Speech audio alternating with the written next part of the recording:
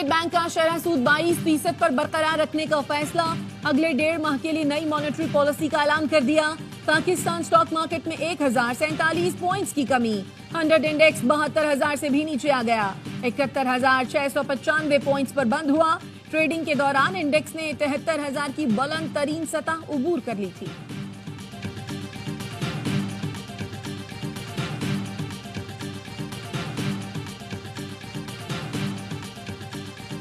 CTD ने बेशाम वाक़े में मुलव्वस 4 दहशतगर्दों को गिरफ्तार कर लिया।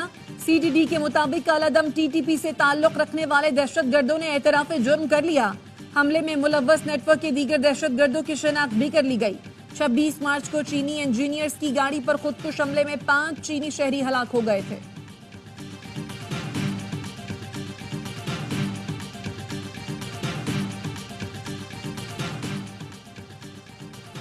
एमकेएम रहनुमा अली रजा आब्दी के कत्ल में मुलव्विस 4 मुजरिमों को उम्र कैद सुना दी गई। इंसदाद दहशतगर्दी अदालत ने अब्दुल हसीब, गजाली, फारूक और अबू बकर पर 1-1 लाख रुपए जुर्माना भी आयद कर दिया।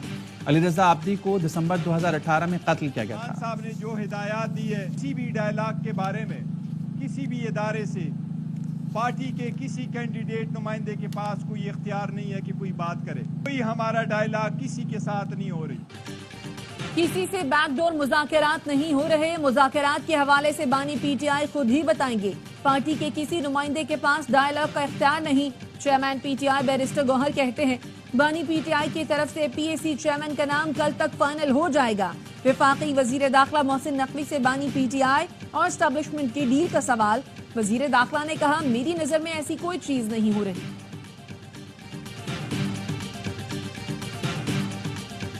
मेरा जाती नुक्ता नजर ये है, हमें 3-4 माह एहतजाज असेंबलियों के अंदर करना चाहिए। अगर तो उसका हमें कोई फ्रूटफुल रिजल्ट नजर आता है तो हमें असेंबलियों का हिस्सा रहना चाहिए। लेकिन अगर 4 माह बाद भी हम आज ही की जगह पर खड़े होंगे तो फिर हमें इन असेंबलियों से इस्तीफा दे देना चाहिए।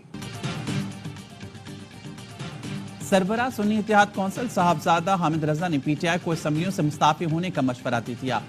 ट्वीट किया, पीटीआई को मुस्ताफी होकर सड़कों पर आने पर गौर करने की जरूरत है। आइंदा हफ्तों में बानी पीटीआई को इंसाफ ना मिला तो हम असेंबलियों में नहीं बैठेंगे। मैं बानी पीटीआई के लिए मुस्ताफी होने वाला पहला शख्स हूंगा।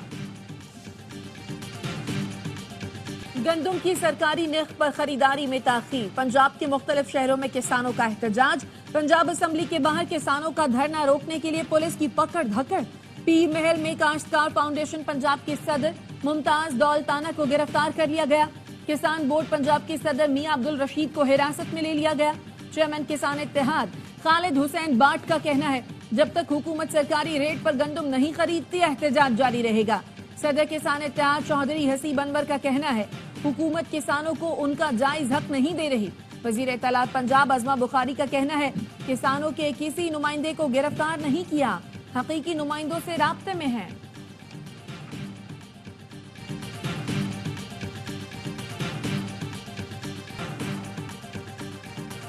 इस्लामाबाद हाईकोर्ट के जस्टिस बाबर सत्तार ने ऑडियो लीक्स केस से खुद को अलग करने की 3 इदारों की दरख्वास्तें खारिज कर दी। एफआईए, पेम्बरा और पीटीए पर जुर्माना भी लगा दिया। डीजी एफआईए समेत तमाम इदारों की अथॉरिटीज के खिलाफ तौहीन अदालत की कार्रवाई का इंतजाम। बेंच के खिलाफ मुतफरिक दरख्वास्त पर जवाब के लिए डायरेक्टर जनरल आईबी को जाती हैसियत में तलब कर लिया। रिमार्क्स दिए अगर एग्जीक्यूटिव जजेस को धमकाएं और जजेस तौहीन अदालत की कार्रवाई शुरू करें तो मफाद का टकराव कैसे है।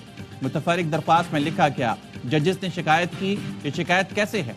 हम तो जस्टिस रिटायर्ड शौकत सिद्दीकी के इल्जामात की हिमायत कर रहे हैं।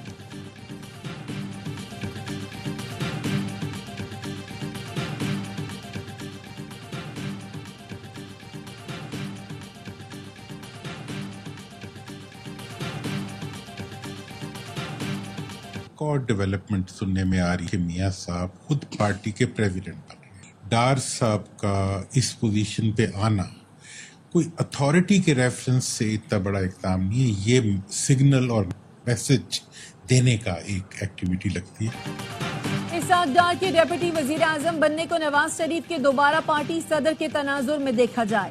साबिक वफाकी वजीर मोहम्मद अली दौरानी की ARY न्यूज से गुफ्तगू। कहा यह पैगाम है नून लीग दोबारा वोट को इज्जत दो के रूट से मज़ाहमत की तरफ बढ़ना चाह रही है, लेकिन वो समझते होंगे मज़ाहमत हुकूमत में रहकर तो नहीं हो सकती। पीटीआई क़यादत को एस्टेब्लिशमेंट से मुज़ाकरात की बातों का नोटिस लेना चाहिए। अब हर कोई उठता है और कहता है वो फौज या फलां से बात करेगा। नून लीग और पीटीआई में इख्तिदार की भीख लेने की दौड़ लगी है।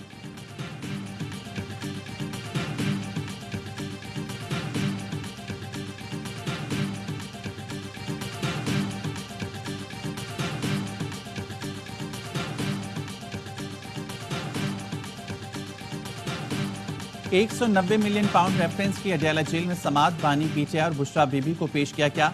मजीद 4 गवाहों के बयानात कलमबंद, 1 गवाह पर जरा मुकम्मल, 25 गवाहों के बयानात कलमबंद, जबकि 16 पर जरा मुकम्मल हो चुकी।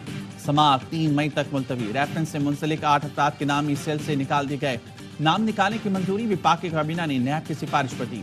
जराये का कहना है बानी पीटीआई, बुशरा बीबी, फराह खान और जुल्फी बुखारी के नाम इस सेल में बरकरार रहेंगे।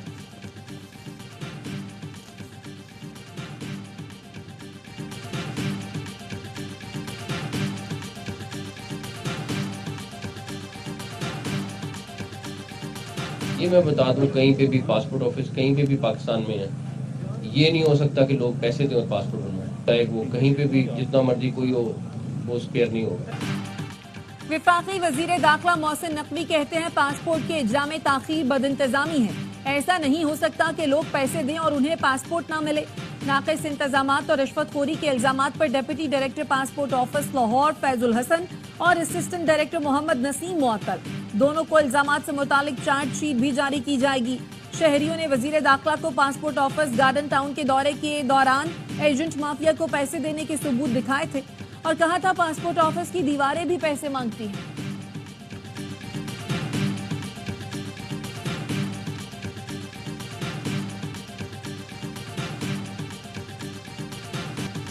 हैवानी सदर में तुर्की के बरी अफवाज के कमांडर को निशान इम्तियाज मिलिट्री का एजाज देने की तकरीर।